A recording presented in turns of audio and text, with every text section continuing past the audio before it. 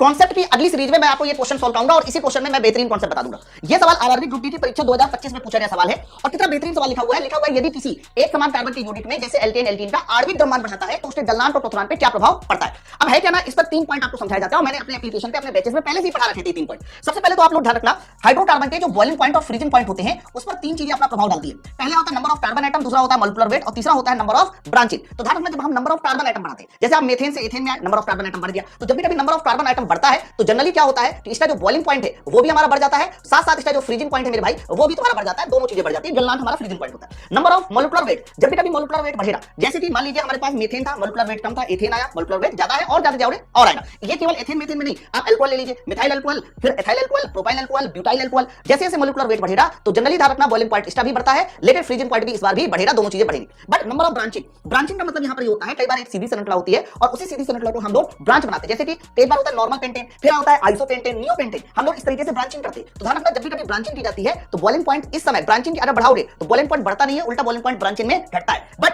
Number of branching बढ़ाने से ध्यान रखना जो फ्रीजिंग पॉइंट पे इफेक्ट आता है वो फ्रीजिंग पॉइंट बढ़ता है। तो ये जो 3 पॉइंट मैंने आपको क्लियर किए, इन्हीं 3 पॉइंट पे आधारित ये देखो सवाल पूछा गया है, लिखा हुआ है कि यदि समान श्रृंखला के अगर उनका आणविक द्रव्यमान बढ़ाया जाए तो क्या होगा। तो ध्यान रखना, जब आणविक द्रव्यमान बढ़ाते हैं तो दोनों चीजें बढ़ती है, तो मेल्टिंग पॉइंट बढ़ेगा, क्वथनांक बढ़ेगा। ये हमारे इस सवाल का सही उत्तर हो जाएगा। कैसा लगा कॉन्सेप्ट नीचे मुझे कमेंट सेक्शन में जरूर बताइए। साथ साथ माई पाठशाला न्यू ईयर पे बहुत स्पेशल ऑफर दे रहा है, तो अगले 7 दिनों के लिए आप माई पाठशाला पे कोई भी बैच ज्वाइन कीजिए, उसके लिए आपको बेहतरीन ऑफर मिलने वाला है। तो अभी डाउनलोड करें माई पाठशाला। ऐसे बेहतरीन कॉन्सेप्ट को सीखने के लिए ज्वाइन करें उड़ान बैच।